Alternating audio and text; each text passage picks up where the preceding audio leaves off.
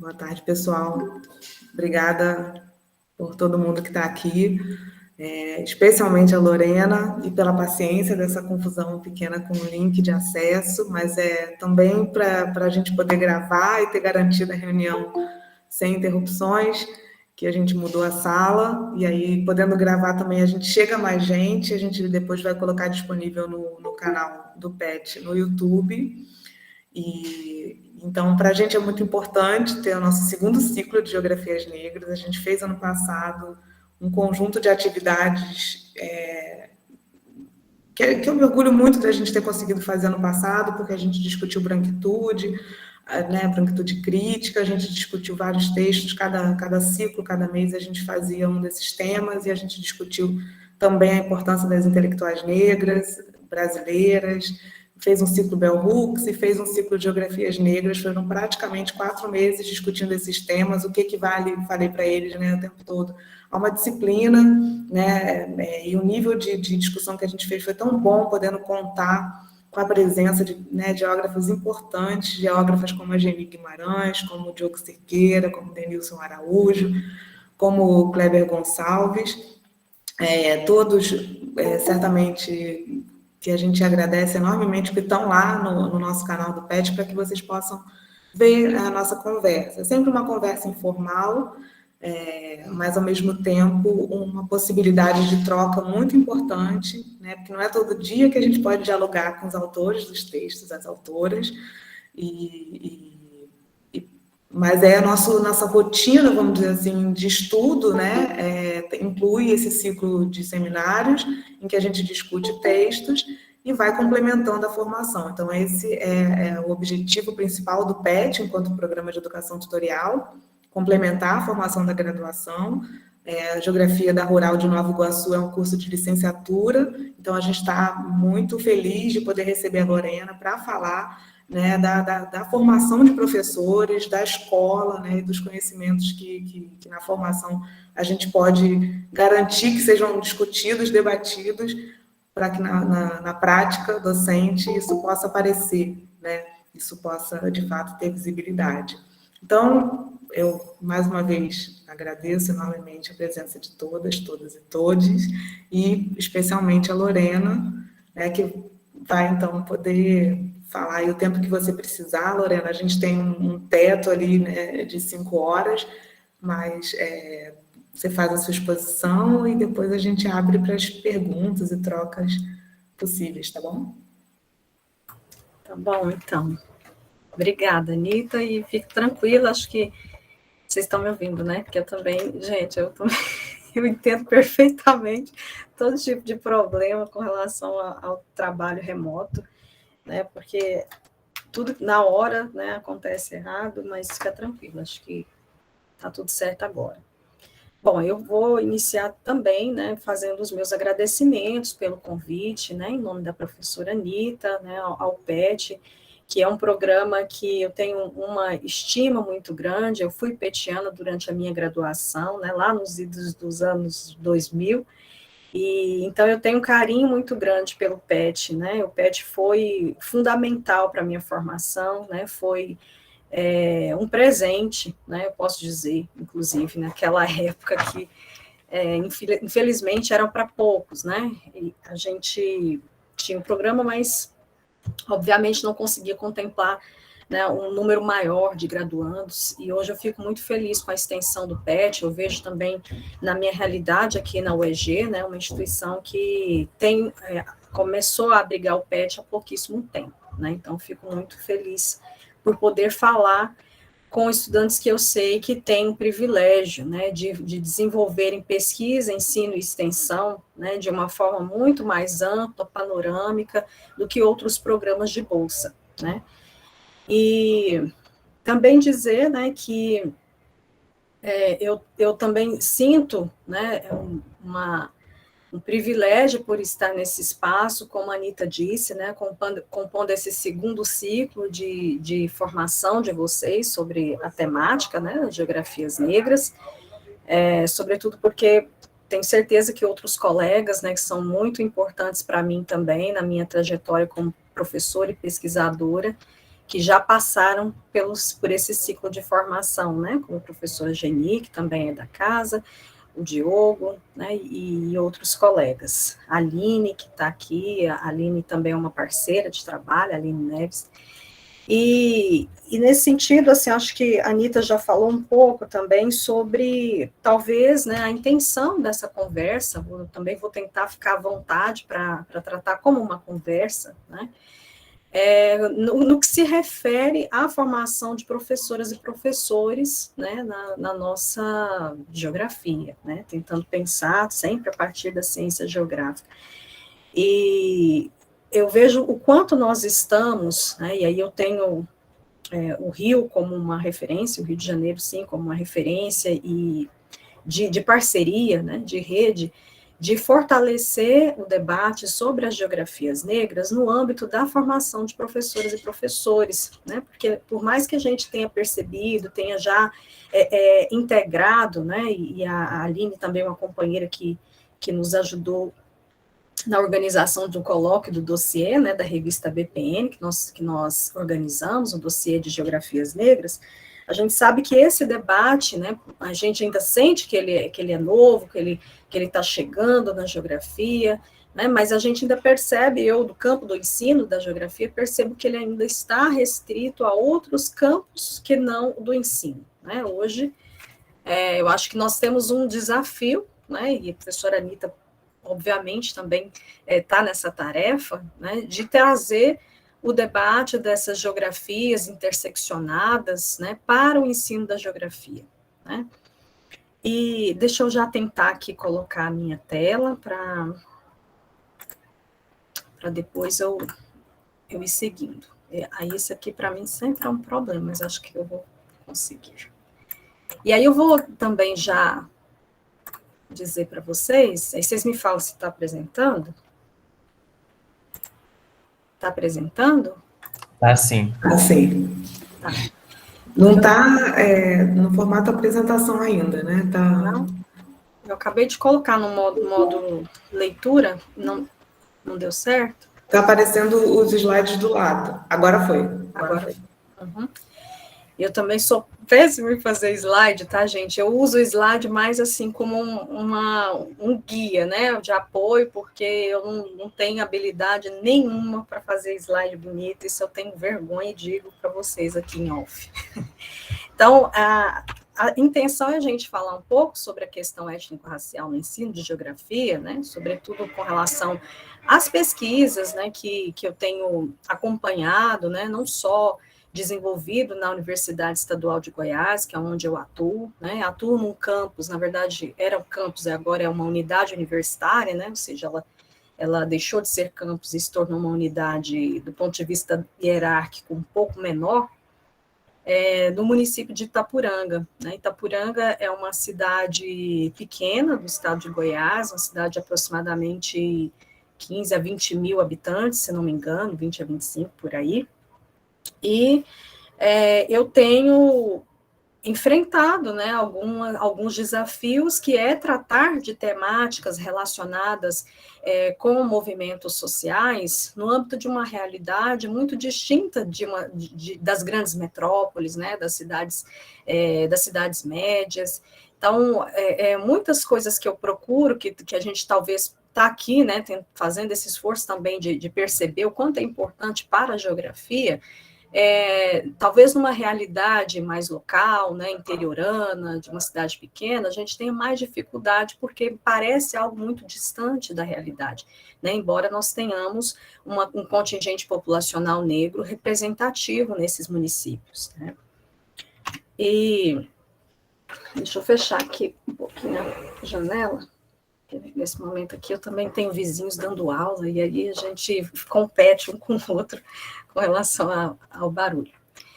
E eu sempre gosto muito, né, de repetir sobre a intencionalidade da formação inicial de professores e professoras de geografia, né? O que a gente, como professora, né, de um curso de licenciatura, acompanhando alunos, estagiários, residentes, pibidianos e pibidianas, né?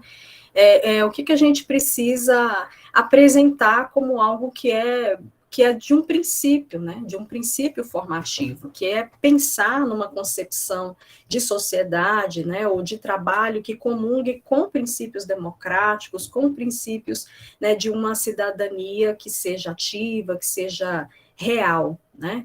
E aí, por isso, eu acho que é importante a gente sempre reforçar, né, que nós precisamos acreditar e conduzir uma formação de professores e professoras que tenha, né, essa coerência com esses princípios, que também procure compreender a ciência geográfica, seus fundamentos, e tentando compreender a sua potência ou a sua riqueza para tratar de temáticas consideradas, né, no âmbito das diferenças, e pensar que ensinar geografia também tem uma intencionalidade social, deve ter, né, uma intencionalidade social, e aqui, basicamente, a gente está falando de uma intencionalidade que seja promulgar a cidadania, né, promulgar uma leitura crítica da realidade e um projeto de justiça social. Também, como princípio, a gente precisa pensar, né, no ensino desde a base, né, que é conhecer a história dos alunos, compreender as suas identidades, né, entender também os alunos e alunas como protagonistas desse processo de ensinar, né, e que eles consigam se enxergar naquilo que o professor procura, né, trazer para eles, né, a partir de conteúdos, a partir de um currículo que é oficializado. E também ensinar refletindo a sua posição no mundo, a sua identidade profissional, né, se colocar, inclusive, como um sujeito, quando a gente pensa, principalmente de uma forma interseccionada com a questão racial e de gênero, num sujeito, né, docente que se vê, né, enquanto sujeito constituído por identidades várias, né, que tem um corpo, né, que tem uma identidade racial, uma identidade de gênero, que tenha uma identidade de classe, né? E, nesse sentido também, se a gente pensa nessa posicionalidade do professor, né, nessa intencionalidade social de ensinar geografia, a gente está reforçando aquilo, né, que a gente gosta de lembrar, que o Libânio já mencionou, né, em alguns dos seus artigos, dos seus trabalhos, que, na verdade, né, é uma leitura vigotskiana, né, de pensar no professor, na professora, como mediadores desse processo de ensinar e aprender, né, então entender que nessa condição de mediação que o professor ou a professora deve exercer, né, essa ação de mediar, é considerar os alunos como sujeitos ativos, né, que constituem identidades, que vivem em contextos sociais e culturais muito diversos, né. Então, a partir dessa ideia de mediação, né, os professores precisam, de certo modo, né, isso, obviamente, são projetos que nós temos, né, quando nós discutimos tais temáticas, são projetos dentro da formação de professoras e professores, que seria essa, né, de esse profissional tomar posição sobre a sua finalidade, do ponto de vista do exercício da sua profissão, né, e tentar também trazer para a geografia em si, como uma disciplina escolar, a viabilização disso que a gente compreende como necessário, né, para viver em sociedade, para nós que acreditamos numa equidade, acreditamos numa democracia, né, que é viabilizar a efetivação da cidadania, né, discutir e ampliar debates sobre os direitos que são fundamentais para qualquer ser humano, né, a partir do respeito às suas diferenças, né, em todas as suas intersecções, buscar também compreender e discutir os direitos sociais e políticos de todos os grupos sociais, né, isso eu estou dizendo que para mim, seria a realização de um ensino de geografia comprometido com justiça social, né, e para isso, né, para colocar em prática essa geografia, nós precisamos focar numa formação que busque também combater, né, as leituras preconceituosas, estereotipadas sobre os grupos sociais, né, inclusive pensando na ética, né, do viver em sociedade como um princípio para se chegar a uma equidade que nós não temos, né, nós vivemos uma sociedade extremamente desigual, e a gente precisa pensar, né, quais são os mecanismos ou os fundamentos que nos fazem refletir sobre essa desigualdade, né, a partir, obviamente, da referência às diferenças, né. Se caso vocês tiverem alguma coisa para poder comentar durante a apresentação, por favor, eu peço para falarem, porque eu não estou vendo o chat, não estou acompanhando ninguém, estou só vendo a minha tela. E aí eu coloquei aqui alguns pontos, né, para o debate, para vocês irem pensando, né, já que nós estamos falando de um projeto, né, que a geografia e professores de geografia se insiram nesse projeto de justiça social amplo, né, que é algo fomentado pela Patrícia Collins, né, ao falar de um dos princípios fundamentais do pensamento feminista negro, que é lutar por uma justiça social. E essa justiça social, no sentido que a Collins coloca, tem uma amplitude, né, muito maior, que não abarca somente a realidade de mulheres, né, ou mulheres não brancas, mas pensar a sociedade como um todo, e isso inclui também a realidade de homens, né, sobretudo homens não brancos, e aí a gente vai percebendo, né, o quanto é difícil tentar trazer essa lógica da fundamentação, da construção de um projeto de justiça social para a realidade de uma disciplina, né, ainda focada num pensamento homogeneizador de população, de sociedade, né, que a gente ainda percebe a reprodução desse pensamento lá na escola, né, pelos materiais didáticos, mas também pela própria prática pedagógica dos professores e das professoras, né, que tem, de certo modo, silenciado ou até negado um pouco compreender algumas problemáticas que fazem parte do viver em sociedade, né, e sobretudo numa sociedade miscigenada, induzida a acreditar no mito da democracia racial ainda hoje, né, no século XXI, e aí como professores e professoras de geografia enxergam essa realidade de conflito, essa realidade complexa, né, e problemática, é que a gente consegue verificar lacunas, né, nesse ensino. E a própria Kalai, né, que é uma autora importante para a gente pensar na defesa de uma educação geográfica, né, a Kalai, ela reforça muito essa ideia de que a formação de professores e professoras de geografia precisa focar numa ideia de educação geográfica, né, que é ensinar não somente do ponto de vista instrucional, ou na formação de conceitos geográficos nos alunos, mas também de pensar, de problematizar a espacialidade, né, e questionar, inclusive, realidades que são desiguais, né, que são contraditórias, né, numa determinada espacialidade, né. E aí, nesse sentido, ela diz, né, que esse desenvolver uma educação geográfica tem a ver também em reforçar, né, e trazer para o centro, né, da discussão problemáticas que estão na realidade e muito mais importante do que talvez negá-las ou silenciá-las, né? Mas para isso é preciso ter uma leitura e uma interpretação crítica do mundo, trabalhar com a realidade, né, do local, né, das localidades, das realidades vividas dos alunos, para depois a gente também pensar na sociedade como um bloco, né, ou como uma totalidade.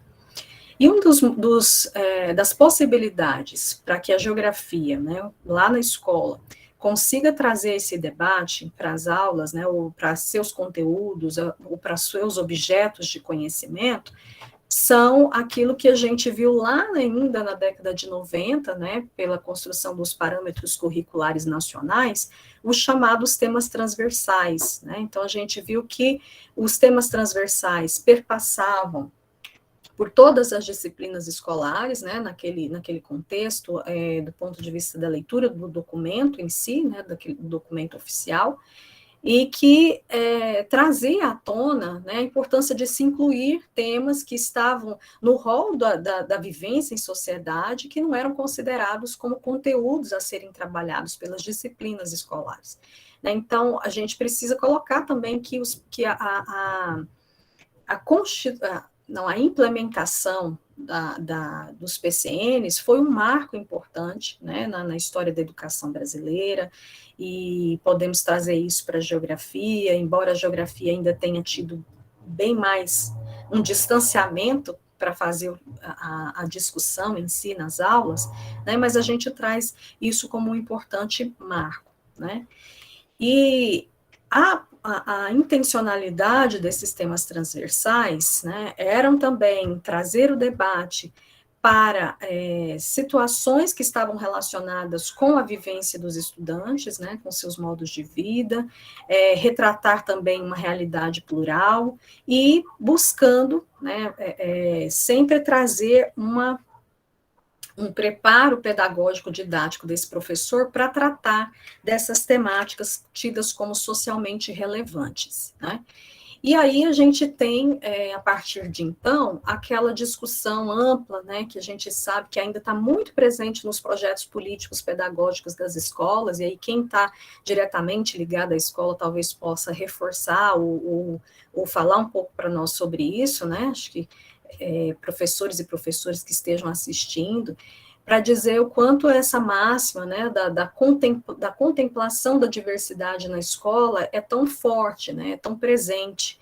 E isso nos leva a questionar e a problematizar também essa concepção de diversidade que está presente na escola, né? Que diversidade é essa, né? Porque se a gente trata o tema, aliás, se a gente trata o conceito, né, ou a expressão, né, do ponto de vista genérico, né, a gente sabe que pouquíssimo avanço nós vamos ter no tratamento, né, daquilo que a gente quer, que é a educação das relações étnico-raciais, ou o ensino das relações étnico-raciais nos currículos oficiais escolares, né, ou nos currículos das disciplinas escolares, se é que eu posso dizer assim.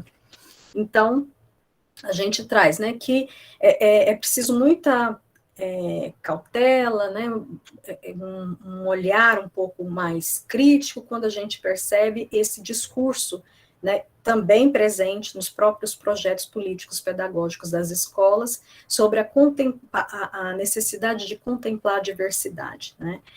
E isso é algo presente nesses documentos da realidade da escola, né, do espaço escolar, mas também está presente no conjunto dos documentos curriculares oficiais, como a Base Nacional Curricular Comum, né, a BNCC. Lá também a gente tem uma ocorrência muito grande do uso do termo diversidade, né, mas ainda se apresenta de uma forma muito genérica, né, muito ampla, para dizer, talvez, que ali, nas entrelinhas, o professor deve entender diversidade como momento de discutir, de contemplar grupos sociais distintos, mas isso ainda não diz para que veio, né, não diz abertamente para que veio. Então, a gente precisa também mencionar que essa palavra precisa ter um complemento, né, ela precisa se revelar, de fato, no que se refere à sua intenção dentro das aulas. E aí, a gente vai percebendo, a partir dessas lacunas, né, problematizando um pouco essa realidade, as possibilidades que a geografia traz, né, porque durante muito tempo, em algumas investigações que eu realizava, né, em algumas escolas, eram sempre tratados uma dificuldade, né, e também um desconhecimento dos professores e professoras de geografia sobre a implementação da Lei 10.639, né.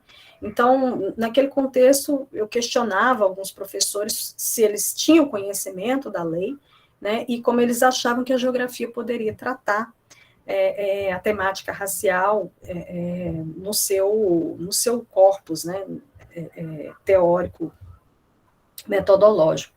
E aí a gente ia compreendendo esse silenciamento por uma questão mesmo de não conhecer a lei, né, de não saber da efetividade da lei, mas também de uma discussão que fica a priori e, ao mesmo tempo,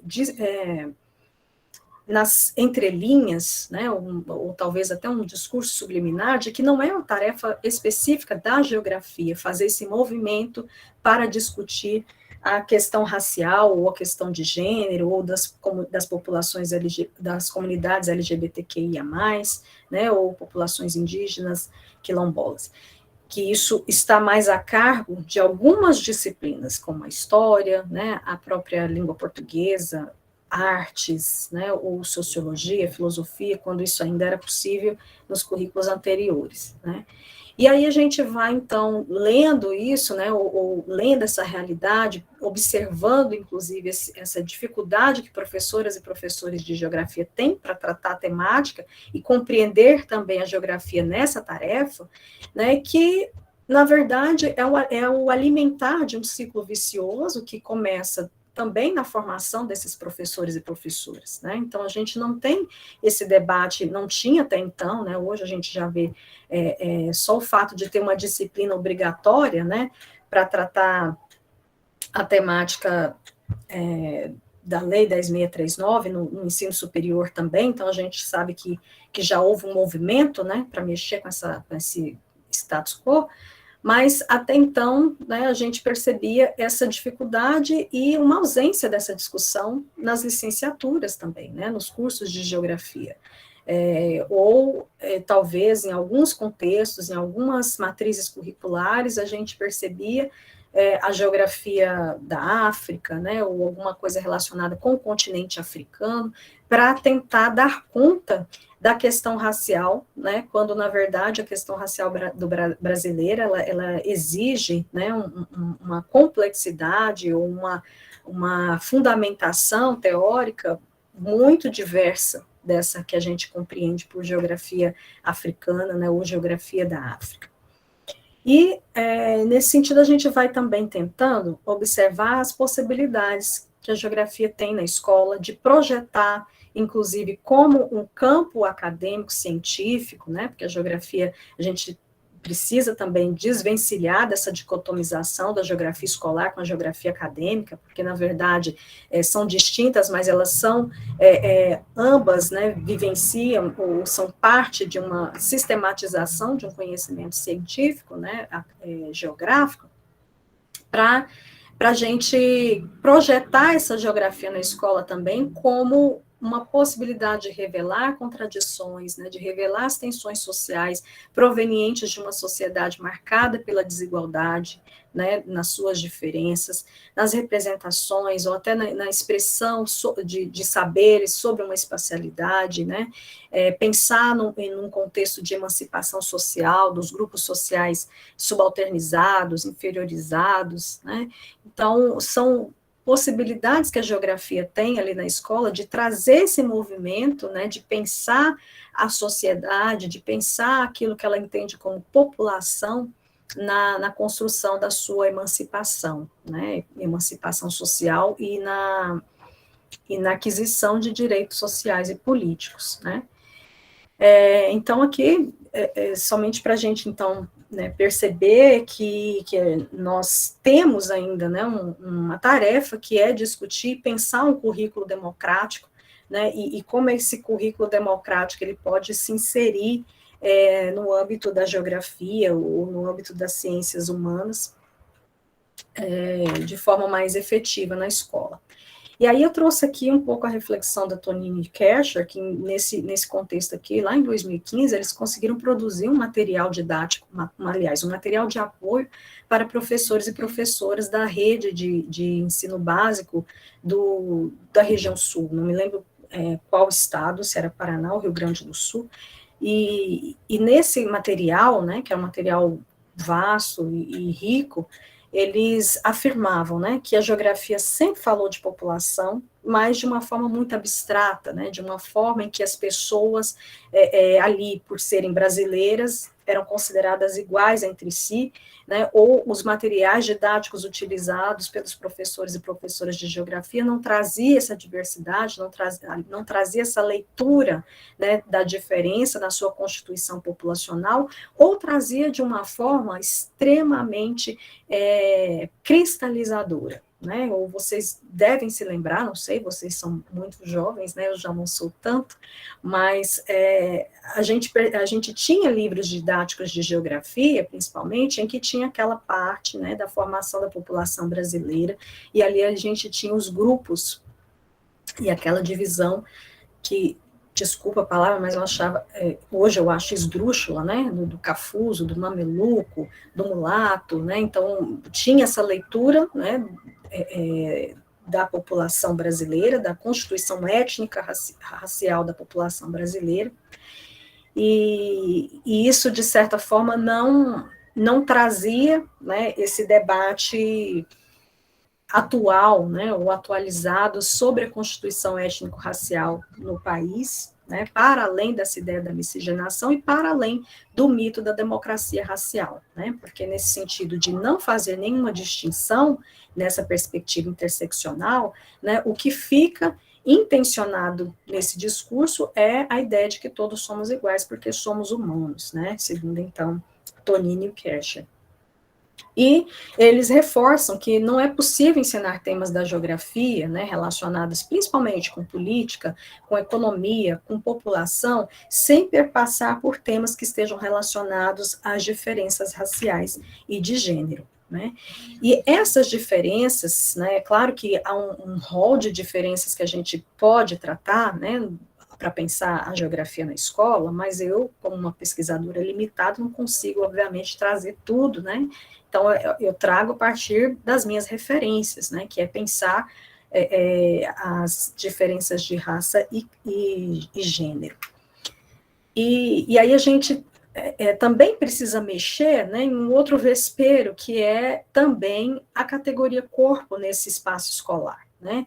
Então, eu gosto também sempre de trazer essa leitura aqui da Bell Hooks, né, sobre o papel que professores e professoras exercem de espíritos descorporificados, né, porque eles, ao não se enxergarem, né, como corpos constituídos de uma raça, de um gênero, de uma sexualidade, de uma religiosidade, de uma geração, eles acabam dificultando também que essa discussão sobre as representações corpóreas, né, femininas, negras, LGBTQIA+, indígenas, né, sejam trazidas no campo da sala de aula, né, sejam trazidas ali dentro dos objetos de aprendizagem da geografia.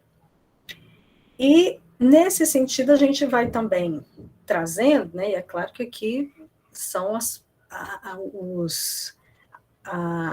as utopias, né, da gente como pesquisadora nessa área procura trazer, de como as contribuições das geografias feministas e negras podem contribuir para essa desmistificação do corpo como algo que não pode ser tratado na escola, né, que não pode ser evidenciado nem mesmo como uma categoria de análise para a dimensão espacial, né, na medida em que a gente pode refletir, por exemplo, sobre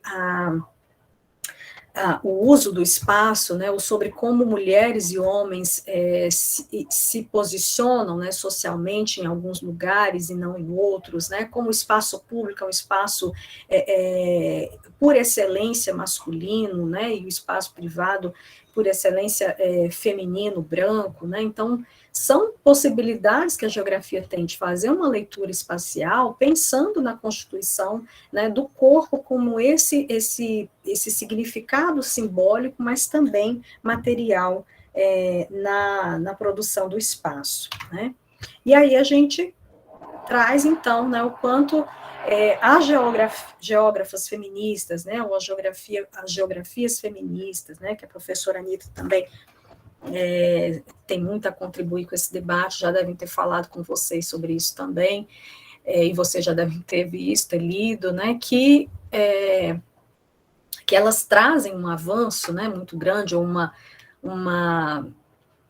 reflexão importante para a geografia, né, que até então, nos anos 90, começa a ser evidenciada, né, na geografia brasileira, mas que já acontecia nas geografias anglo-saxãs ainda nas décadas de 70 e 80, né, o quanto essa leitura, né, da realidade espacial, a partir da consideração do gênero, das raças, da sexualidade, são fundamentais para a gente entender, inclusive, as relações de poder, as experiências dos grupos sociais nos lugares que são vivenciados por eles, né, as desigualdades estabelecidas também no que se refere, por exemplo, às mulheres, né, e nos seus recortes interseccionados.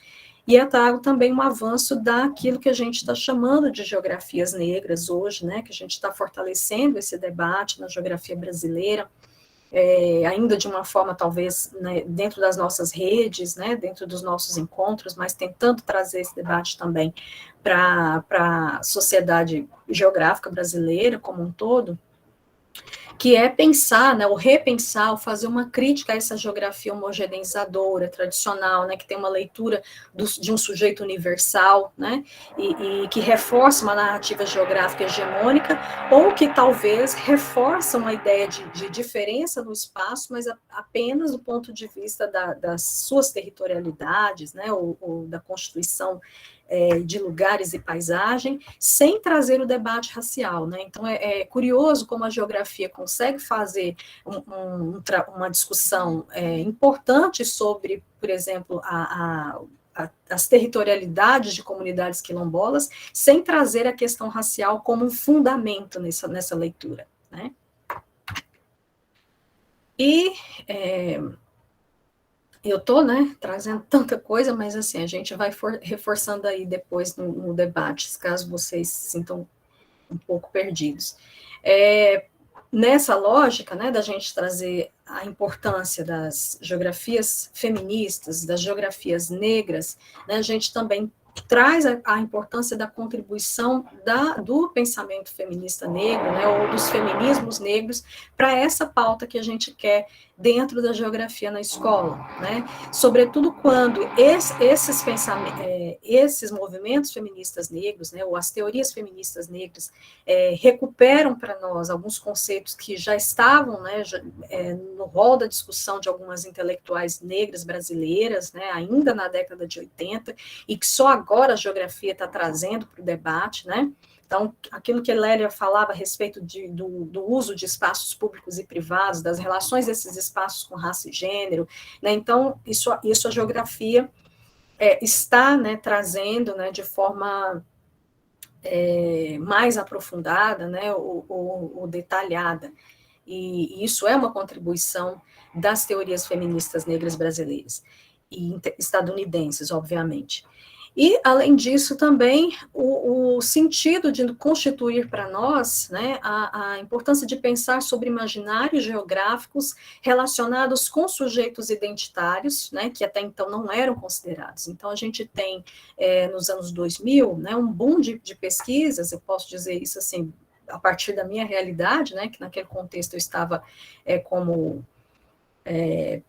mestranda ou graduanda na Universidade Federal de Goiás, e até então a gente foi percebendo, né, ali no final dos anos 2000, uma intensificação de pesquisas, né, sobretudo de teses e dissertações, sobre esses sujeitos até então não apresentados, né, como sujeitos de possibilidades de análise geográfica, né? Então, estudos sobre empregadas domésticas, professoras negras, né, corpos racializados dentro das festas, dos rituais, né, ou relação com outras espacialidades, isso tudo foi fundamental e partiu, obviamente, da construção, né, ou das contribuições das teorias feministas, sobretudo teorias feministas negras. Bom, e aí, nesse segundo momento, talvez, da minha exposição, eu iria, talvez, trazer alguns aspectos mais específicos ou mais práticos, né, daquilo que eu percebo e que tem me intrigado muito, né, que é uma leitura da BNCC, como principal documento oficial orientador do trabalho de professores e professoras hoje na escola, e tentando acompanhar, obviamente, né, toda a crítica, o debate que se faz sobre os aspectos, os impactos negativos da consolidação dessa base, né, no ensino ou na educação brasileira, mas eu também gosto de reforçar, né, que, infelizmente, esse documento ele já está na escola, ele já está no chão da escola, e a gente não tem condições de ignorar completamente aquilo que se estabeleceu, né, como uma regra ou uma regulamentação no espaço escolar, né? Então, a gente precisa se debruçar sobre o documento, até mesmo para fazer críticas sobre ele, né?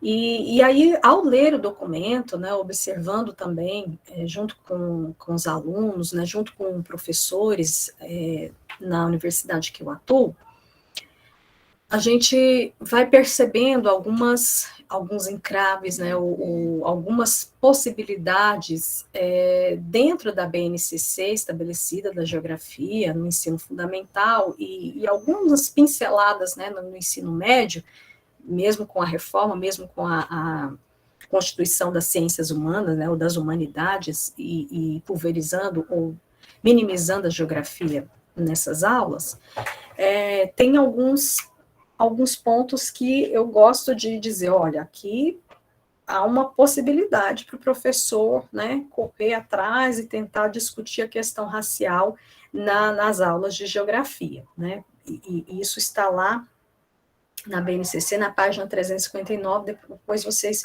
podem consultar, né, com calma, falando, né, da importância de se falar sobre o reconhecimento da diversidade étnico-racial, das diferenças dos grupos sociais, mas, obviamente, né, empregando o raciocínio geográfico, né, como o grande fundamento, né, da construção de competências e habilidades para o ensino da geografia.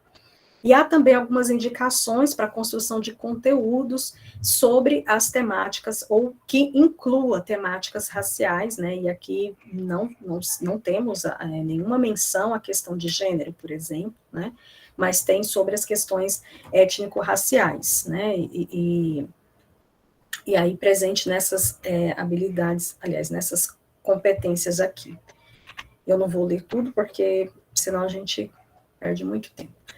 E nós temos também, né, na própria BNCC, mas no material que é anexo a ela, se é que eu posso dizer isso, né, a reorganização dos temas transversais, ou reelaboração dos temas transversais, hoje agora distribuídos em 6 macroáreas temáticas, né, não sei se vocês já têm conhecimento, já viram esse documento, né, que é um documento curto, que é anexo à BNCC, para falar especificamente de como professores e professoras podem articular alguns conhecimentos da geografia, né, ou das outras disciplinas escolares com os temas contemporâneos transversais, né, e que há a responsabilidade das instituições de ensino fazer essa articulação, ou seja, há uma desresponsabilização do Estado para o cumprimento dessa legislação, né, então eles colocam nas mãos da comunidade escolar, da gestão escolar e de professores e professoras para fazer essa articulação, né.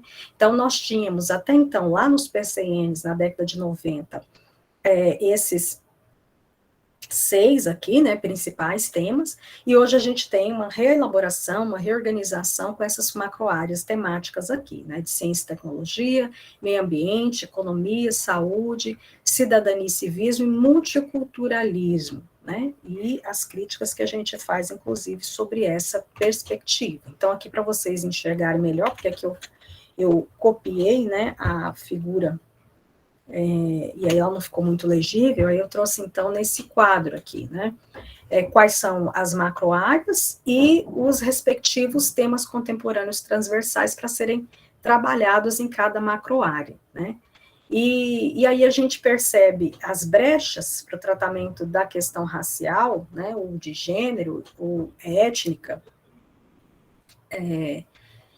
dentro da macroárea multiculturalismo, né, e dentro da cidadania e civismo, sobretudo, né, não que a gente não possa fazer isso, né, o que o professor não possa fazer isso nas outras macroáreas, né, mas a gente percebe uma afinidade, uma possibilidade mais direta relacionada com essas 2 macroáreas.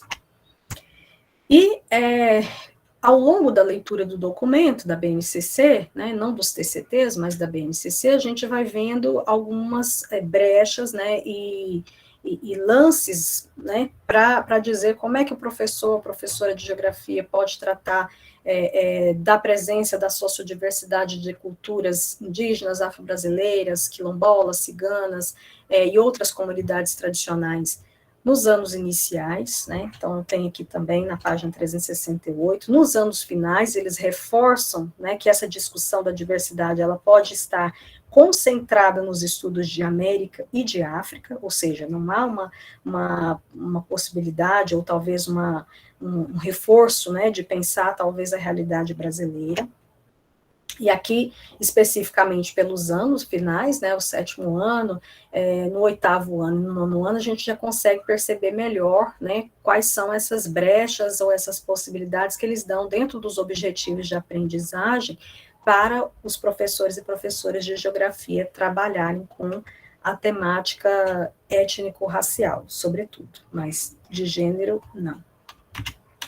E dentro da ciência, da BNCC do ensino médio, né, após essa reforma, nas competências específicas de ciências humanas e sociais, né, eu reconheci pelo menos em 2 competências, que foi reconhecer e combater as diversas formas de desigualdade e violência, né, falando um pouco mais sobre a ideia dos princípios dos direitos humanos, e também de participar do debate público sobre o exercício de cidadania, né, e de projeto de vida, né, então, nesse momento, agora, a gente está tendo, então, pelo menos aqui, né, essa transformação ou adequação do novo ensino médio, né, e a ideia dos projetos integradores como sendo o princípio maior do ensino médio, né, e nesses projetos integradores, ou projetos que visam o protagonismo juvenil, aí a gente vai vendo, né, a abertura de temas relacionados, inclusive, com as diferenças, né, ou que eles chamam de diversidade. Aqui eu trouxe algo que talvez a gente, não sei se vocês estão enxergando, porque nem eu estou enxergando, porque eu não consegui, né, aumentar o zoom, mas nesse portal do professor do MEC, né, a gente tem uma gama de possibilidades de sequências didáticas, de planos de aula, para tratamento da temática, né, no ensino de geografia.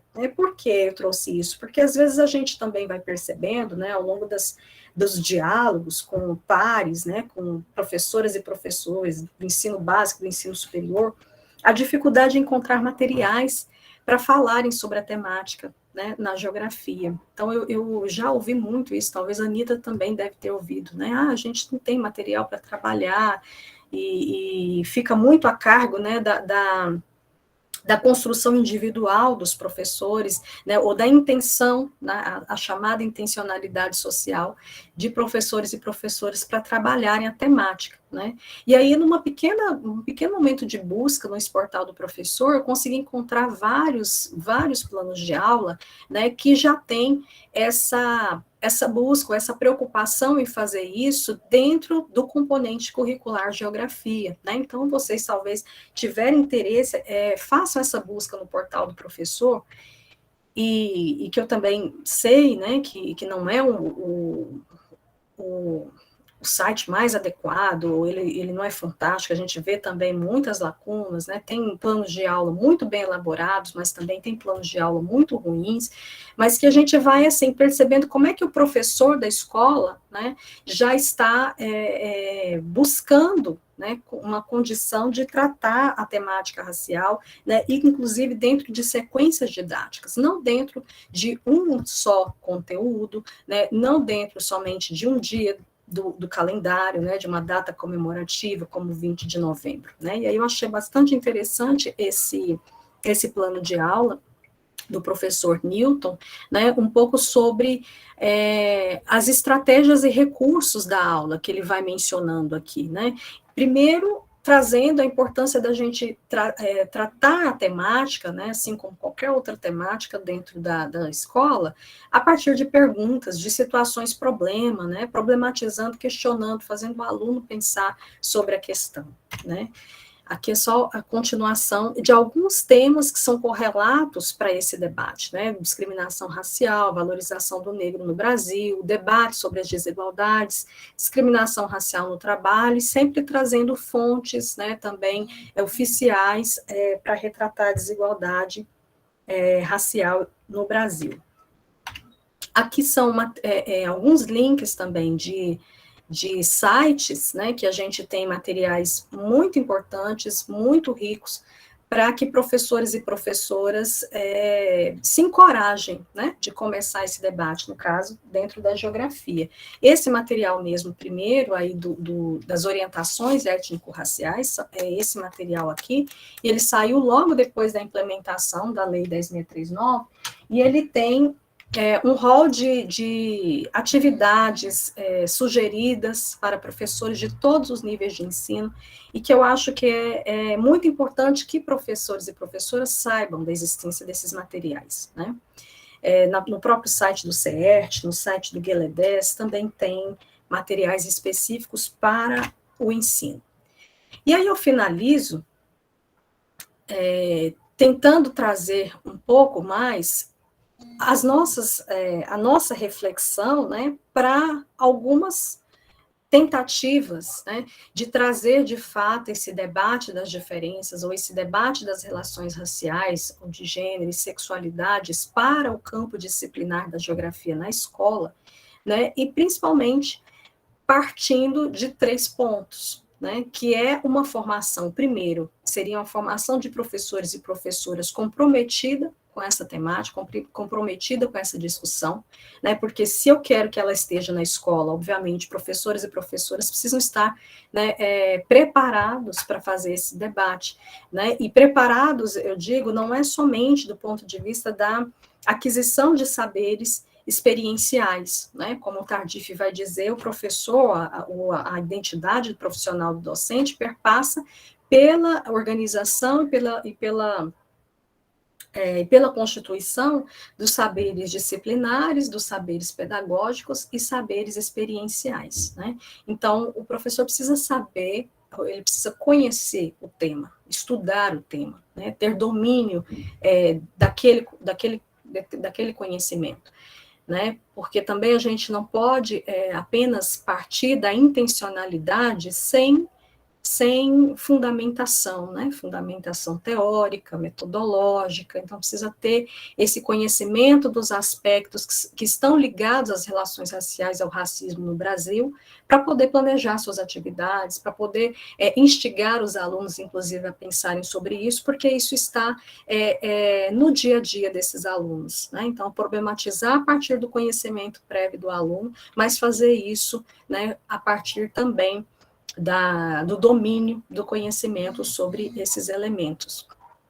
Outra possibilidade, outro princípio, é abordar frequentemente os temas relacionados à discriminação, né?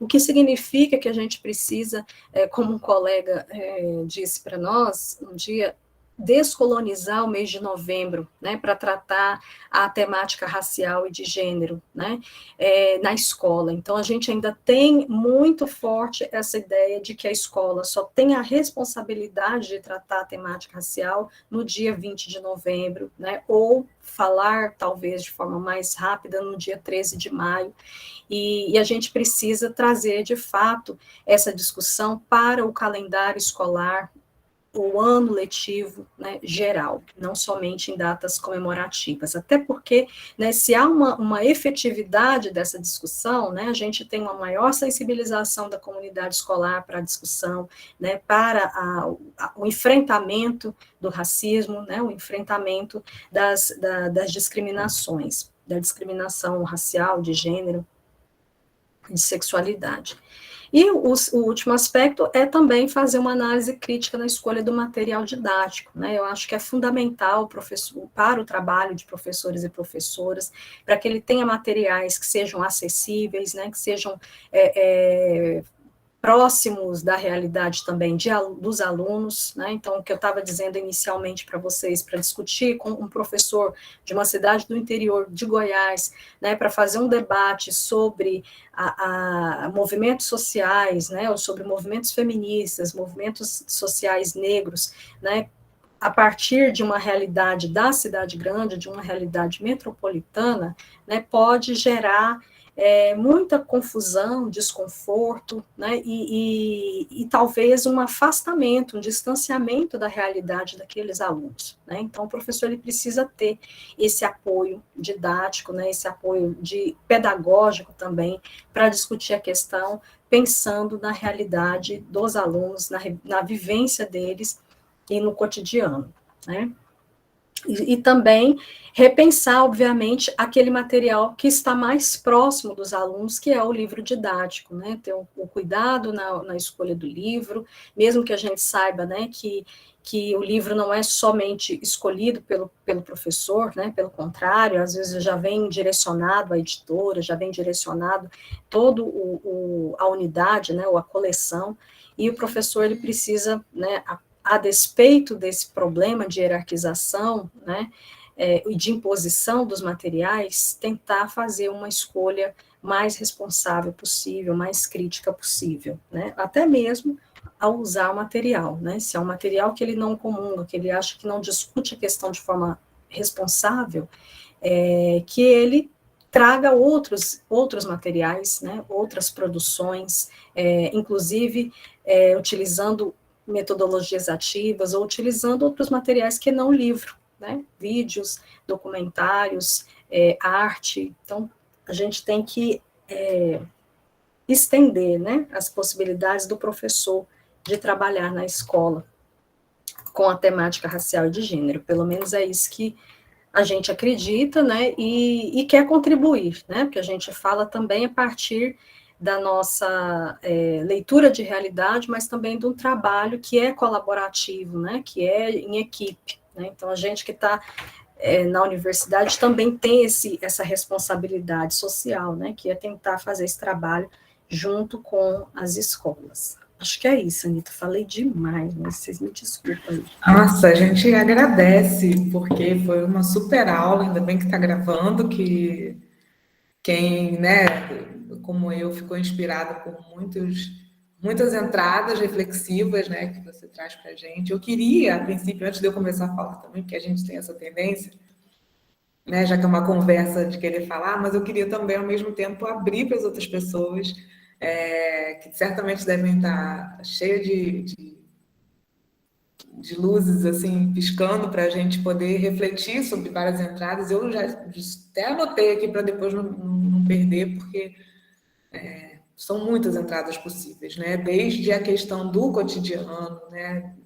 Enfim, do material mesmo e da vida das pessoas que estão em relação com a gente, porque a escola é esse lugar de relações. Enfim, mas eu não vou me estender, depois eu falo aqui. O pessoal já está ali falando alguma coisa no chat. O André, que vai estar com a gente, o André Tavares, que vai estar na próxima semana, que é ex-petiano também, recentemente formado e está no mestrado, e está também nessa descoberta junto, né, especialmente apresentando também, puxando a gente para essa discussão desde sempre, quando era petiano também. Então, se vocês quiserem falar, gente, para a gente organizar, pode levantar a mãozinha ali, mas fiquem à vontade também, por favor. Então, a Ludmilla falou que só pôde entrar agora, então a gente vai depois disponibilizar no canal, justamente no canal do PET, GEL, essa gravação depois. É só porque a gente é um pouquinho lento, mas a gente vai disponibilizar. A Ana Maria Queiroz veio recentemente, tem um mês, e a gente ainda não conseguiu botar, mas está quase. Então, a Aline não conseguiu ir embora, mesmo precisando sair antes, é sempre uma honra ouvir Lorena. Excelente aula, e queria agradecer pelas ideias e reflexões. Então, gente, se vocês não querem fazer perguntas, aproveita, a gente tem esse canal aqui. Alô, boa tarde, dá para me ouvir? Dá para ouvir? Pode falar, sim. Eu queria perguntar, pra gente que mora aqui na Zona Norte, na Baixada, a gente é sempre muito cercado de muitos elementos culturais, né, o tempo todo. E aí eu queria saber se, tipo, existe alguma possibilidade de integrar esses elementos culturais que a gente vê com o ensino da geografia, para abordar as questões raciais e tudo mais. Que tipo de elementos culturais que você fala? Porque, tipo assim, eu moro aqui na Zona Norte, Madureira. Então a gente tem muito elemento de música, de dança, até mesmo de arte. Artes visuais, artes gráficas e tudo mais. Então eu gostaria de saber, tipo, se existe alguma possibilidade de a gente integrar isso junto com a geografia e tudo mais. Que ótimo, Caio. Só para situar, né, porque a gente está aqui com algumas pessoas que a gente não sabe de onde são. Então, o Caio falou aqui na Zona Norte da cidade do Rio, Madureira, bairro que todo mundo deve conhecer alguma coisa, né, que seja, enfim, o histórico, né, justamente de produções artísticas do samba, do jongo, tanta coisa. Então, Lorena já anota aí a questão do Caio e eu vou passar a palavra para a Ludmila, que levantou a mão ali. Pode falar, Ludmila. Oi, gente, boa tarde, tudo bem? Cheguei super atrasada, estava num compromisso e eu estava muito ansiosa, eu queria assistir. Quando me mostraram o link, eu falei, meu Deus, eu preciso, a Lorena vai falar, eu preciso ouvir. Me chamo Ludmila, sou professora de geografia, eu pesquiso o uso do funk como ferramenta didática no ensino de geografia. Foi um assunto que comecei a pesquisar na especialização que eu fiz no Colégio Pedro II, e agora eu sou mestranda na UERJ, FFP, na Faculdade de Formação de Professores da UERJ, e estou tentando aí desenvolver, meu orientador é o Denilson Araújo, e a gente está aí, eu estou tentando desenvolver o que é construir um raciocínio geográfico escolar enegrecido. Não me pergunte, eu ainda vou estudar bastante sobre isso, mas essa é a parada que eu quero pesquisar. E aí, acho que foi o Caio agora, né, que falou sobre essa questão, e essa é uma questão que sempre me perguntam em relação dessa aplicação do funk como ferramenta didática, porque eu peguei o finalzinho logo Lorena falando sobre sites que a gente pode acessar, porque o que acontece muito é que já existe muito material, existe muito artigo, é muita gente produzindo sobre relações étnico-raciais, mas na prática da escola a gente tem uma resistência muito grande e que o acesso a essas fontes escritas ou faladas parece muito difíceis, né? Então, achei fundamental ter esses sites, próprio MEC, né? Ter um portal no qual a gente tem acesso a isso. E aí, eu queria perguntar quais são os desafios dos professores, não só a Lorena, não só a Anitta, mas dos professores e professoras que estão aqui presentes, quando se polariza em vocês a questão racial. Porque eu acho que, além de concentrar no mês de novembro, falar sobre a questão étnico-racial, eu acho que quando o professor e a professora é negro, é negra, eu acho que isso pesa um pouco também e acaba tendo uma solidão, uma certa solidão, né, nessas temáticas. Eu participava de um coletivo de mulheres negras que a gente palestrava em escolas para falar sobre a questão, né, do racismo, sobre memória, identidade negra, enfim. E sempre quem convidava a gente era uma professora negra que ela tocava a Feira da Consciência Negra na escola sozinha. Os dois segmentos, tanto o Fundamental 2 e o Médio, ela tocava tudo sozinha, organizava a feira toda sozinha. Então, essa solidão é uma coisa que eu percebi ao longo dessa prática, né, de estar fazendo oficinas e palestras em escolas. E se tratando de uma conversa sobre isso, eu queria saber um pouco das experiências das pessoas que estão aqui, se sentem assim também, e de como que lidam com os outros professores que jogam isso nas nossas mãos para a gente tocar tudo sozinha, porque a luta antirracista ela não se faz só em novembro, né? É o ano todo. Eu digo assim, para próprios meus alunos e outros colegas, que eu tenho maior abertura, eu falo que novembro é um ápice. Novembro é o ápice de tudo aquilo que está sendo trabalhado desde o início do ano. Então, o que eu puder racializar o debate, eu vou, né? O que eu posso geografizar e racializar, eu vou fazer. Porque esse é o compromisso pela luta pela uma educação antirracista, né? Então, são essas as perguntas. Como que é lidar com essa figura de professora negra, né, Lorena, como uma professora negra, de como lidar com essas questões polarizadas e como a gente dar mais acesso ou possibilitar maior acesso a esses canais, né? Porque a gente às vezes fica muito na internet e no chão da escola, onde tem muito professor que não está aqui, por acaso, por exemplo, está dando aula agora, e que não está aqui e não está tendo acesso a esse tipo. Como popularizar, digamos assim, né? Melhorar o acesso a essas fontes. É isso, gente. Obrigada.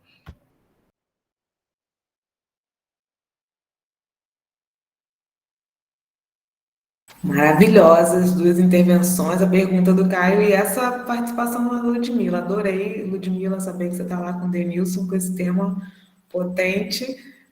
Então, gente, vocês vão responder, porque nesse caso, além da Lorena, ela está instigando quem veio aqui como professor também falar sobre os desafios, né? Então, não está uma pergunta só direcionada à Lorena. Vou passar a palavra para a Lorena, mas acho que todo mundo que quiser dar seu depoimento, né, dos desafios e enfim, tanto das inspirações quanto dos problemas, né? Que a gente aprende muito também, tanto com erros ou com traves, né, que a gente vive no dia a dia da escola.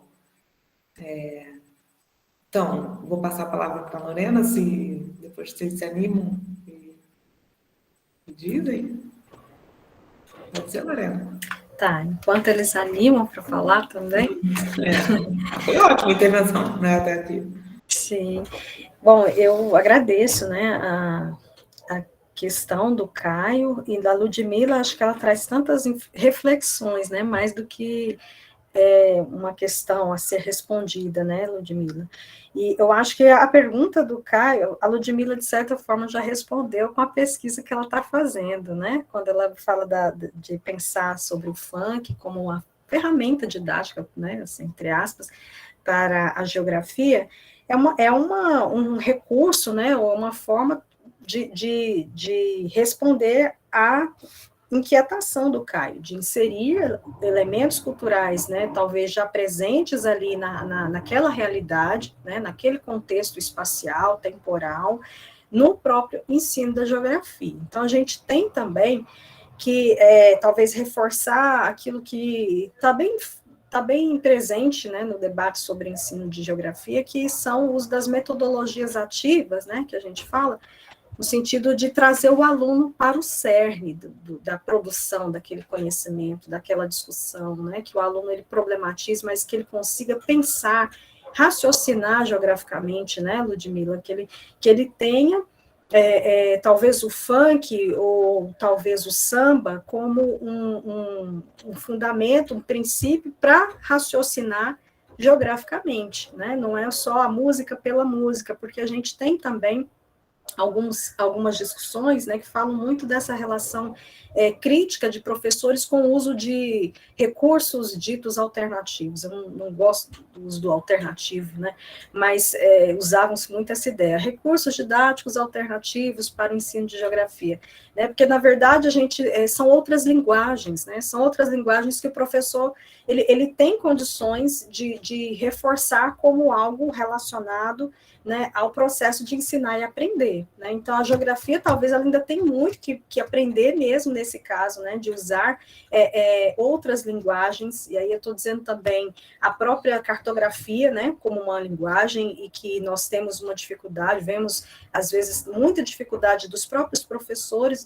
do ensino básico em trabalhar com a cartografia, com a representação espacial, né, de fenômenos, e pensar a questão racial usando a representação espacial, né, é de uma riqueza imensa, e que a gente ainda sabe que há gargalos, né, que há empecilhos ou barreiras mesmo para professores trazerem isso para o cotidiano da sala de aula, né? Então, eu defendo também trabalhos que vão nessa perspectiva da Ludmila, Caio, para responder a sua pergunta, né? A gente tem que inserir, como inserir, de fato não é no manual, né? A gente ainda não tem ainda não conseguimos, né, desenvolver talvez um material de apoio para pensar, né? Como esse aqui, isso aqui não é um manual, é uma orientação, né? Uma orientação para como o professor pode trabalhar a questão étnico-racial na sua sala de aula, né? Então, eu acho que dessa forma a gente precisa pensar em orientações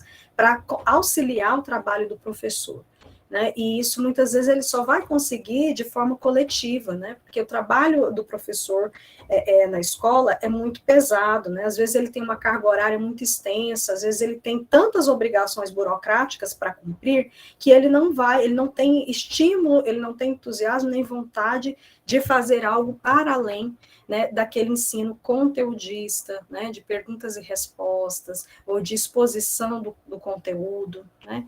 Então, de fato, eu também acredito nessa mobilização coletiva para o uso de outros elementos para ensinar geografia.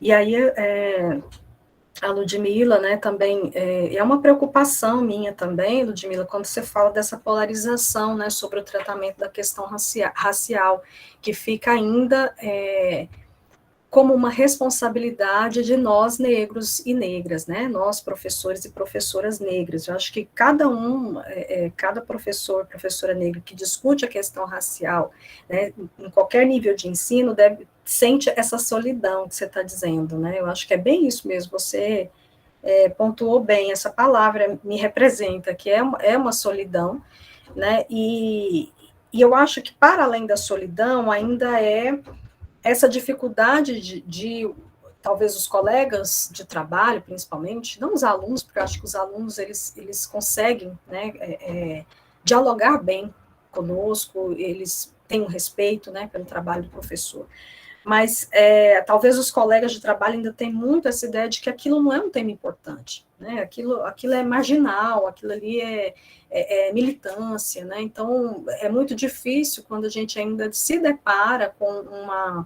uma categoria profissional que enxerga as interseccionalidades como filigrana, né, ou como algo que não é tão importante dentro da geografia urbana, dentro da geografia agrária, né, ou da geografia, aliás, ou da geografia cultural, né, nas várias caixinhas que se colocam dentro da geografia, né. Então, eu também vejo isso como um problema para a gente enfrentar, né, e aí nós também só vamos conseguir enfrentar isso dentro das nossas redes, né, redes de parceria, de trabalho colaborativo. E como dar maior acesso ao professor da escola, isso também é algo que me inquieta, Ludmila, porque eu também percebo que muitos ainda não têm acesso a esses cursos de formação que são oferecidos, né, por conta também da própria precarização da condição do trabalho do professor, né, que não tem, talvez, muitos momentos para pensar numa formação continuada, né, ou para efetivar uma formação continuada, mas a gente precisa, talvez, fazer o nosso trabalho no microcotidiano, né, nas relações que a gente pode estabelecer dentro da nossa realidade, né, infelizmente a gente pode pensar nos nossos espaços, né, que nós ocupamos, que nós estamos próximos, para tentar dar esse acesso, possibilitar que o professor saiba que existe, né, formação, que existe leitura adequada, responsável sobre a questão, né, mas realmente um trabalho, é um desafio, né? Acho que é isso. E quem mais vai falar, o André? O André pediu para falar. Fala, André.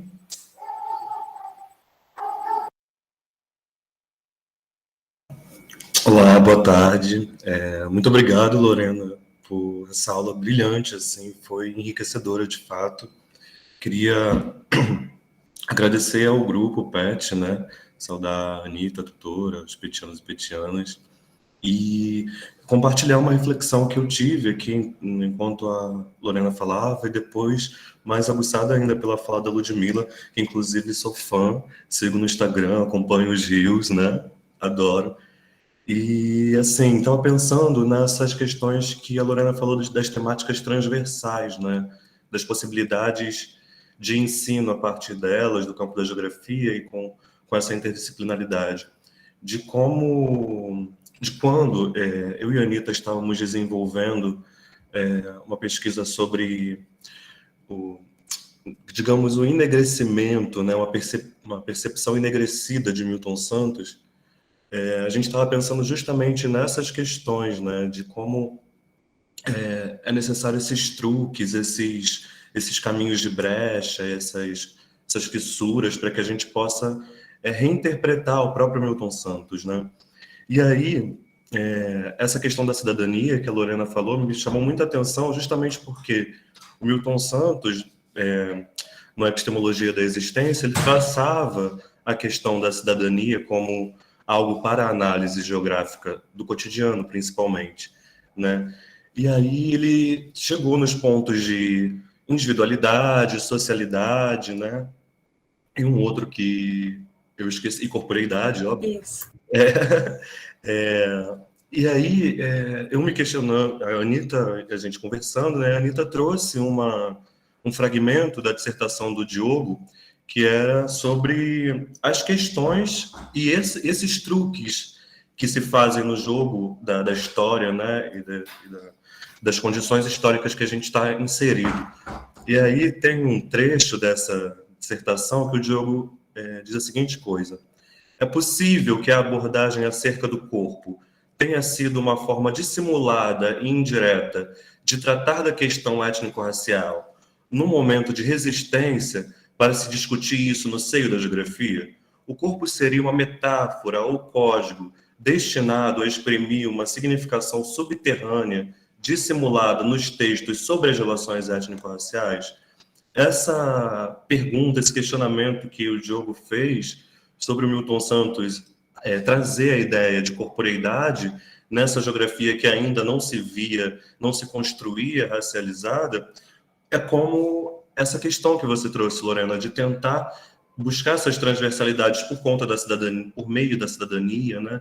Por meio do civismo, até fiquei impressionado do ensino cívico, achei ótimo, né? Utilizar essas brechas de fato.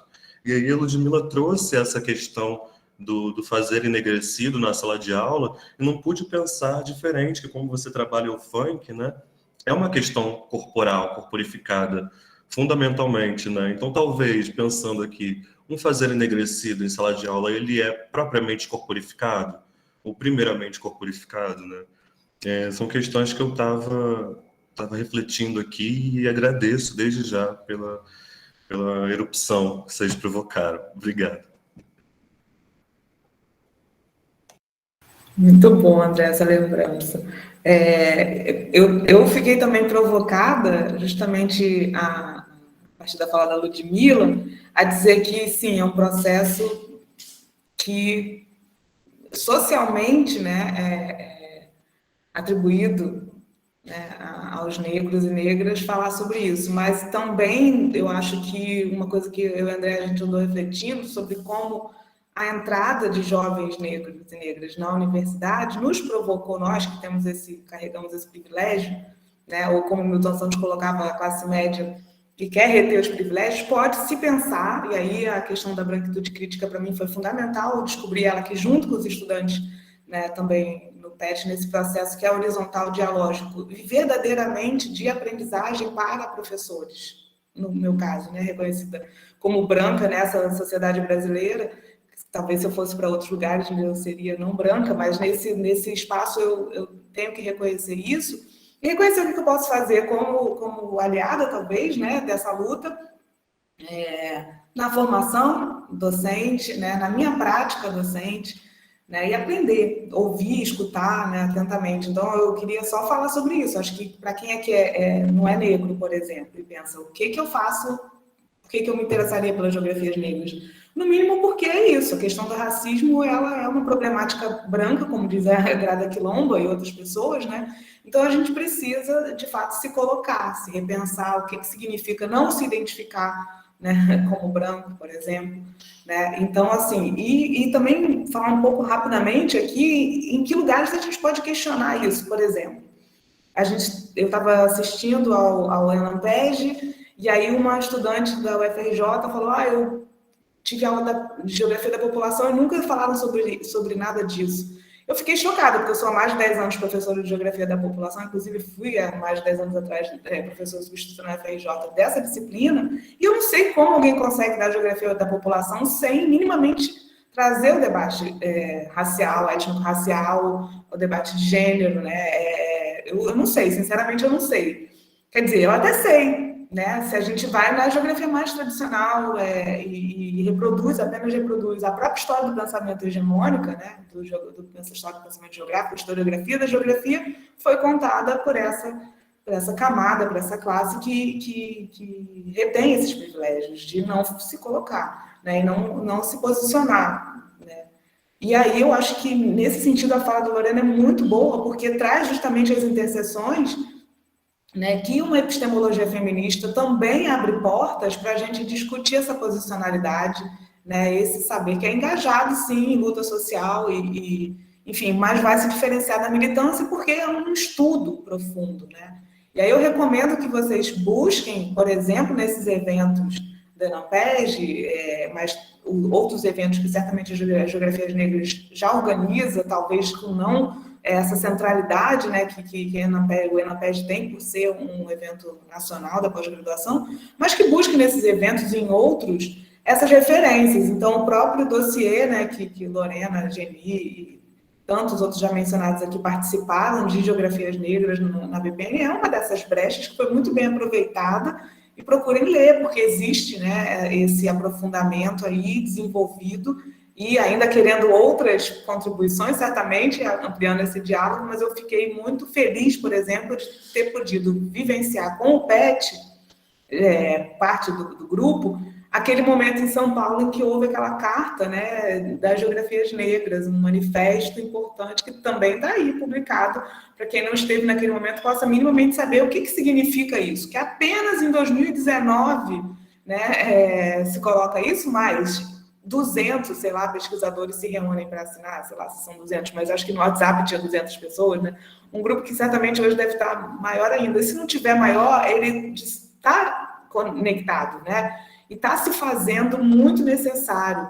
Só para sinalizar para vocês, assim, hoje a gente vive dentro do programa de pós-graduação da Rural do Rio de Janeiro, da Universidade Federal Rural do Rio de Janeiro, nesse momento um edital, né, para Geografias Negras com vaga prioritária para docentes negros, né? Então, eu acho que é importante, porque a gente vai aproveitar essas brechas para desembranquecer, especialmente a pós-graduação, onde mulheres negras precisam, como também diz a Patrícia Hill Collins, não apenas estar como referências, mas ao nosso lado trabalhando. Então, é isso, orientando, desenvolvendo pesquisa, que já fazem e tem que ter esse lugar reconhecido, né?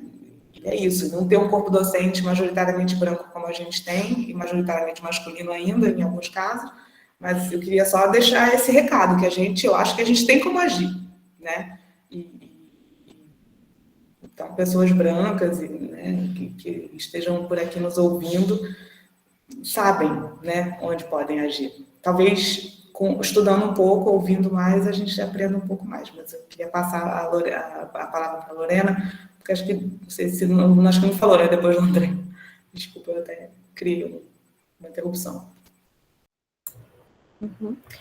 Eu acho que o André trouxe alguns aspectos, assim, muito importantes, porque ainda quando eu estava no mestrado, a primeira leitura, né, realmente da geografia, de um geógrafo, né, para poder pensar a questão racial que eu fiz foi Milton Santos, né, sobretudo no que ele discute naquele texto bem pequenininho chamado Cidadanias Mutiladas, né, André? Esse texto que era, na verdade, eu acho que uma palestra dele, né, que foi transformado num artigozinho, e eu fiquei, assim, muito tocada, né, com o relato dele, com aquele momento de falar sobre essa constituição da cidadania como um princípio, inclusive, para a gente pensar do ponto de vista do geógrafo, né, da geógrafa, e me marcou muito o que ele dizia a respeito da corporeidade, né, ele falava corporalidade, né, na verdade, principalmente porque ele se colocava, né, como essa figura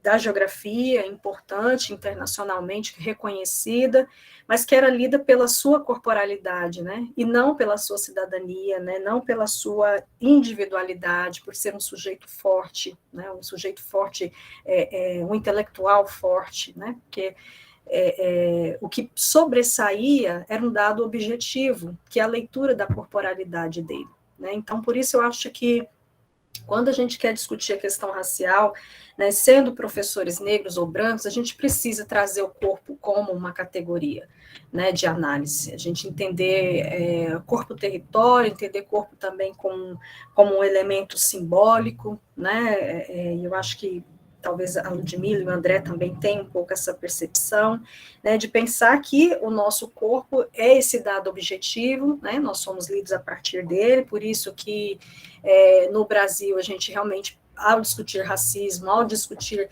políticas afirmativas, né, com recorte racial, a gente precisa passar pela heteroidentificação, né, por esse elemento fenótipo, que nós somos tratados a partir do nosso fenótipo, né, somos discriminados a partir dele, né, eu digo pessoas negras, e entender também o corpo como um manifesto político, né? Então, eu, enquanto professora negra, obviamente que essa minha corporeidade, como um dado objetivo, ela já diz, né? Olha, a Lorena vamos dizer assim, está no seu lugar de fala, né? Que é todo mundo agora falando de lugar de fala, né? Ah, eu não falo sobre isso porque não é meu lugar de fala. E eu fico assim questionando isso, né? Porque lugar de fala não é uma criação agora, né, da Djamila Ribeiro, a Lélia Gonzalez já falava disso na década de 70 e 80, e na verdade a gente usa, muitas pessoas, né, talvez usam esse discurso justamente para se ausentarem do debate, né, para se ausentarem ou deixar realmente a tarefa para as pessoas que carregam na sua corporeidade esse dado objetivo de serem discriminadas racialmente, né, principalmente, a gente falando da questão racial. Então, eu também compreendo que essa construção de uma cidadania, de uma individualidade forte, né, precisa perpassar pelo discurso e pela análise do corpo. Né? Tanto é que as geografias do corpo, né, também evidenciadas pelas geografias feministas, né, algo que seria o ponto de partida, né, de uma análise geográfica sobre as relações de poder e as relações raciais e o racismo e a discriminação. Gosto muito, então, dessa referência do Milton Santos para fazer esse debate. E eu acho que a Anita também, né, trouxe alguns aspectos que são muito importantes para a gente pensar sobre essa responsabilidade, né, de fazer esse debate, mas entender também como algo que é coletivo, né, que precisa ser, inclusive, apontado por pesquisadores e pesquisadoras brancos, aliados, né, então acho que a discussão sobre a branquitude ou a branquidade é fundamental nos espaços junto aos aliados, né, porque de fato a gente não foi ensinado a nos posicionar racialmente, né? Então nós temos esse grande problema no Brasil que vem com a nossa sociedade miscigenada, né? Com o mito da democracia racial. Então nós temos esse grande, eu diria talvez a doença do brasileiro, né? De não se posicionar racialmente. E a gente vai recebendo, né, colhendo as consequências dessa dificuldade de se racializar. Né, e quando é possível fazer a leitura racializada, né, de forma equivocada, ainda se pensa que se está discutindo apenas a questão racial negra, né, como se a branquidade, a branquitude não fosse um elemento racial. Né? Então, essa ideia perpassa para essa construção que a gente tem de fazer pesquisa como um sujeito universal, né? Ou a pessoa branca, ela na universidade, ela se coloca, né, nesse sentido, como uma pesquisadora ou um pesquisador que pode, né, inclusive, falar de outros grupos sociais do qual ele não pertence, sem racializar-se. Né? Então, isso é algo que a gente precisa trazer para o centro do debate também, né? Se a gente pensar na universidade.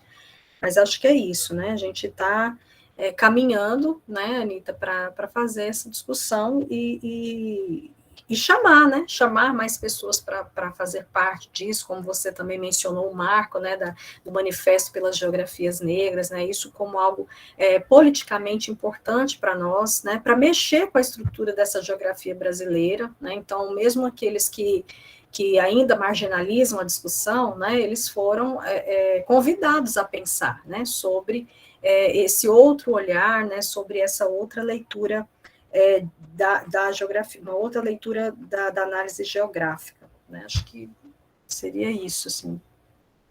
Coloquei ali no chat para quem quiser, tanto o Cidadanias Mutiladas, que a Lorena mencionou, quanto o manifesto, porque eu acho que isso é documento, isso é material que eu uso, inclusive, em aula, né? Aula de geografia cultural. Olha, um dia aconteceu isso, do mesmo jeito que é importante marcar, né, que um dia Joseli Silva foi lá, o geógrafa destaque num evento desse, no mesmo evento, inclusive, né, e pôde falar no lugar das geógrafas feministas, como que é importante a geografia estar aberta a essas mudanças, né, porque justamente a gente não avança se a gente não puder discutir e dar destaque a essas discussões. Então, espero, não foi dessa vez, né, mas que no próximo evento de geografia nacional como esse, não tome a crítica que a gente tomou né, enfim, do senso comum, da extrema-direita, não sei, mas que a gente possa se repensar também, né, em termos, dentro da geografia, qual o lugar das geografias negras. Eu acho que é super importante a gente valorizar esses movimentos. Eu valorizo muitíssimo, quero sempre poder aprender, e eu espero que a gente, com o PET, também esteja contribuindo de alguma forma para que outras pessoas leiam mais sobre isso, conheçam as referências, e que a gente mude as nossas referências também, né, bibliográficas cotidianas, nos artigos, né, nas citações, nas aulas, enfim, nas ementas. Acho que isso tudo compõe, né? E aí, quando Lorena fala, por exemplo, do cotidiano na escola e da realidade docente na escola, de ter que lidar com esses materiais, e vocês apontam essas brechas, né? O André fala muito, né, dessas brechas, desses espaços que a gente vai criando também na marra, muitas vezes, né? Muitas vezes não de maneira fácil, mas que se a gente busca fazer isso de uma maneira tática, né, a gente consegue encaixar isso dentro dessas aberturas possíveis. A ideia de projeto de vida, por exemplo, né, que pode ser completamente tecnocrática, alguma coisa bem pragmática para a formação para o mercado de trabalho, também pode ser pensar o projeto como, por exemplo, a ideia existencial, né, do existencialismo sartreano, que fala, bom, todo sujeito tem um projeto, pode ser que aparentemente ele não tenha saída, mas vai encontrar essa saída. Essa saída está onde? Justamente nessa compreensão da própria existência, discutir o próprio cotidiano com a realidade que é. Então, se a gente tem um lugar lá que vai falar de violência, por exemplo, quais são as violências cotidianas que os corpos dos estudantes e das estudantes enfrentam? É o medo, que esse medo se constitui medo de que tipo de violência? Né? Então, tanto as mulheres vão dizer o medo cotidiano de estar na rua, de viver a cidade plenamente, quanto os negros vão sinalizar várias formas que há uma interdição do seu corpo estar nos lugares. Né? Então, enfim, o sujeito e seu lugar no mundo, adorei ver isso. Assim, existe um tópico que fala sobre isso, a gente fala disso o tempo inteiro, da maneira que eu vejo a geografia, por exemplo, corporificada. Né? E hoje, enfim, mas acho que Lorena apontou vários caminhos, tanto no texto já aponta, né, quanto agora na apresentação. Gente, então, tem mais comentários, perguntas? Aproveitem. Vai, Gabriel, por favor. Boa tarde. Nossa, que saudade que eu tava do PET, meu Deus. Toda Gabriel, a gente também. Toda vez que eu venho nesses espaços onde a Anitta tá, eu sempre lembro do porquê que eu venho para a universidade. O que eu queria perguntar para a professora Lorena, né, depois dessa aula maravilhosa que ela deu pra gente, como é que a gente se faz resistência quando, por exemplo, uma coordenação do colégio, sei lá, às vezes até mesmo um pai de um aluno vem questionar a gente sobre esse tipo de fala na sala de aula, porque a gente sabe muito bem que as pessoas, elas tratam a questão racial, não só a questão racial, a questão LGBT, enfim, todas essas questões como temas muito sensíveis que não deveriam ser falados. Como é que a gente faz para poder, quando nós formos questionados, a gente poder ter um argumento legal para, sabe, não sermos censurados, né? Porque às vezes, né, dentro da escola, pelo menos enquanto eu era aluno, eu observava muito que ocorria uma censura.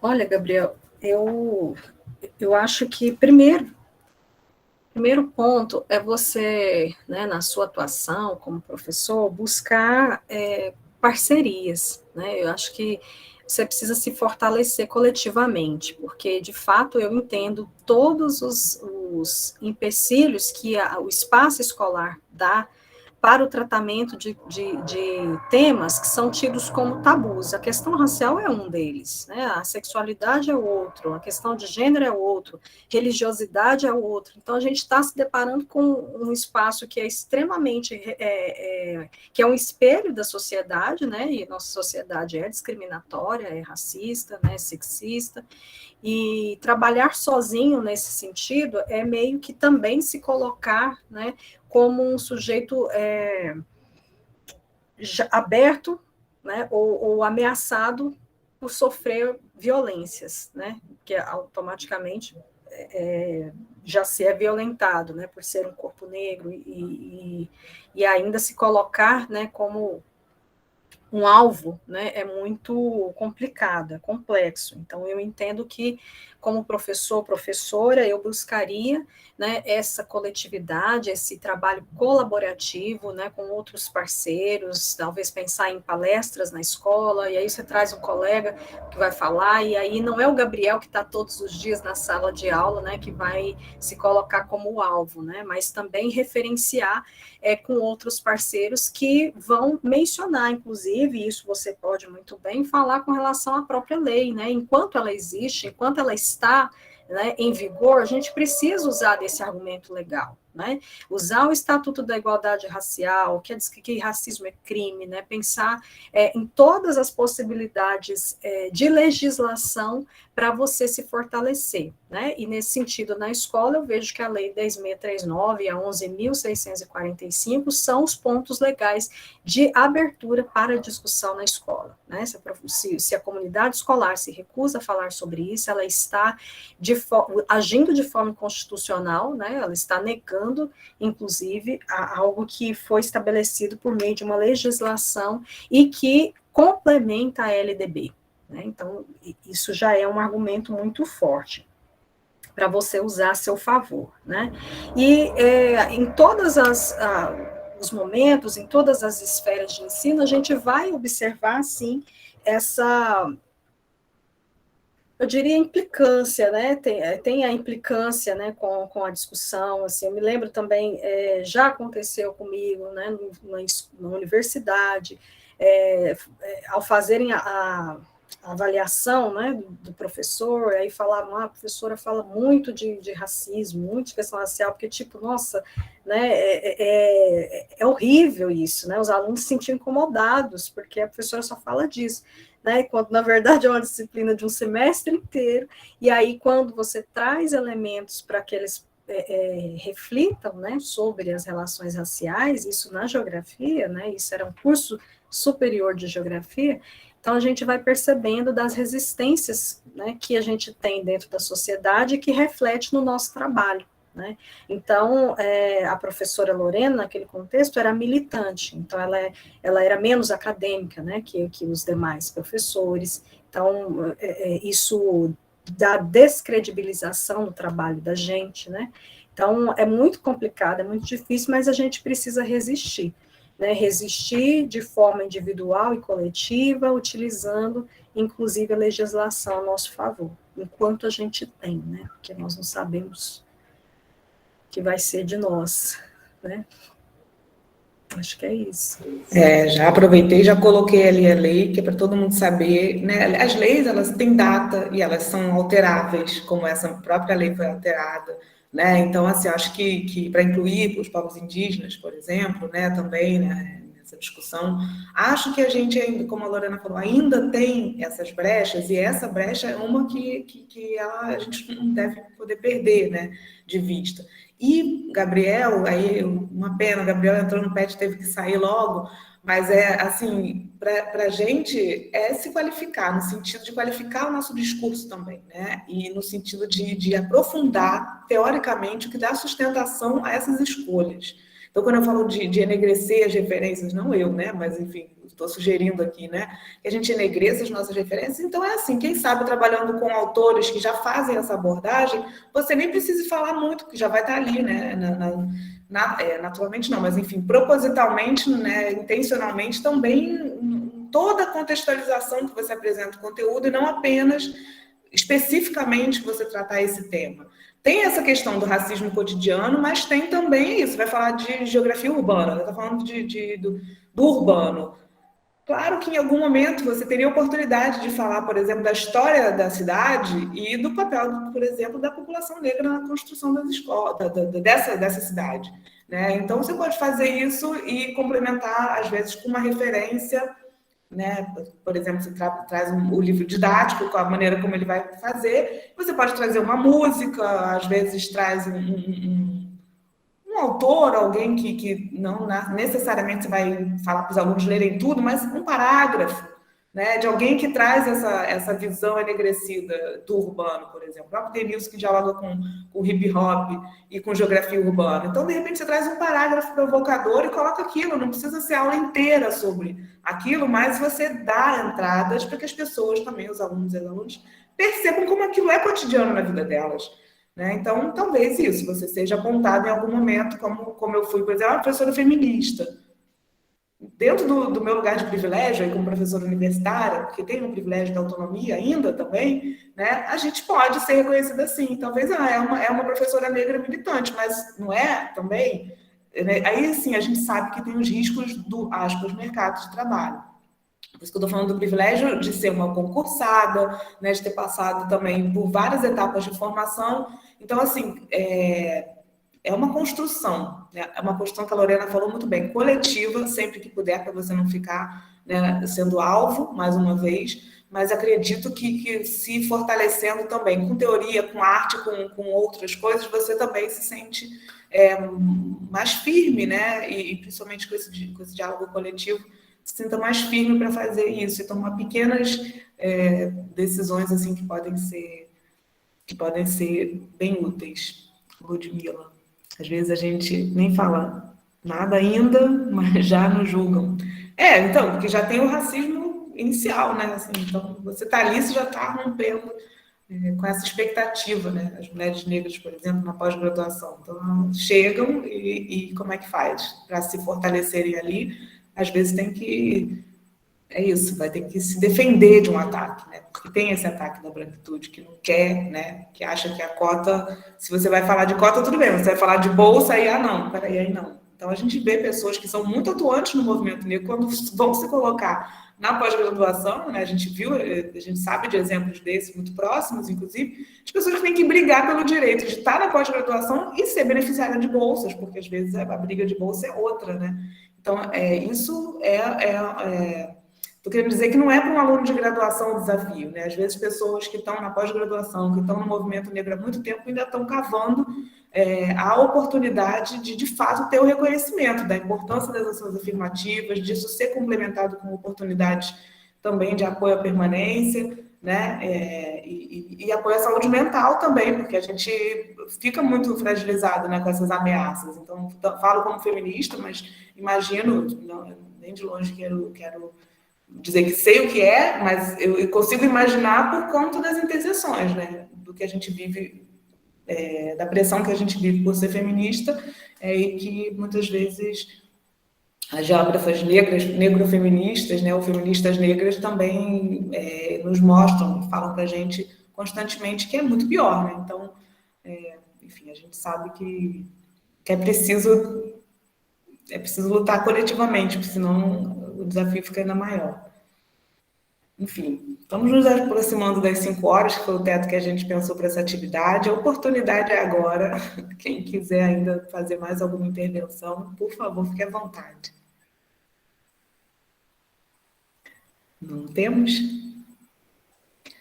Então, nosso tempo é muito precioso, eu valorizo muito a presença da Lorena aqui, e a presença de todos e todas que estiveram aqui com a gente. Eu vou passar a palavra para a Lorena fazer talvez uma fala de encerramento, assim, uma palavra final, mas já queria deixar mais uma vez meu agradecimento por ter ocorrido essa atividade, e a gente sabe que é muito importante para quem está aqui.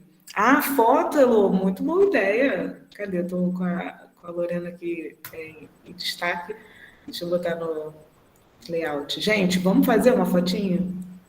Vamos. Quem puder botar a carinha aí.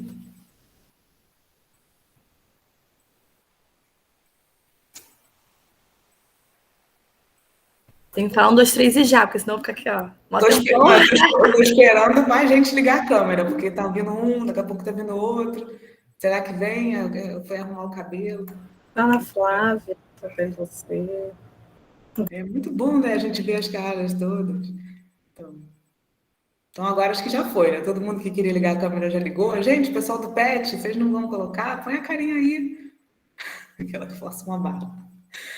A gente sabe dos desafios, gente. Então, agora prepare o sorriso. Então, 1, 2, 3 e já.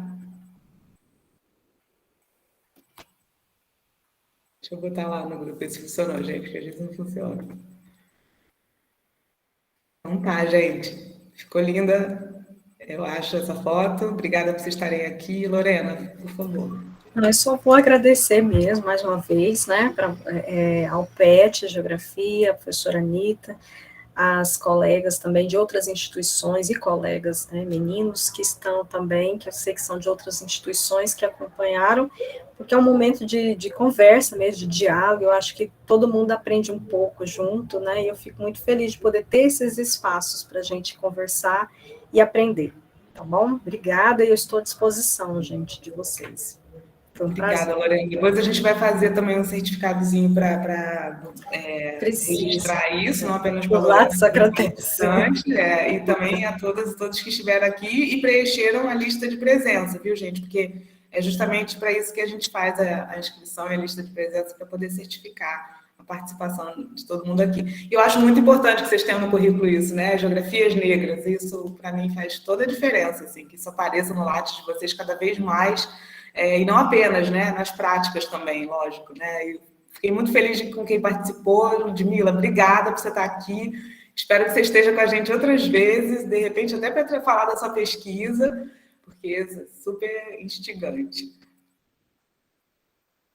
Então é isso, gente. Tchau para vocês, obrigada. Tchau, gente. Boa tarde. Boa tarde.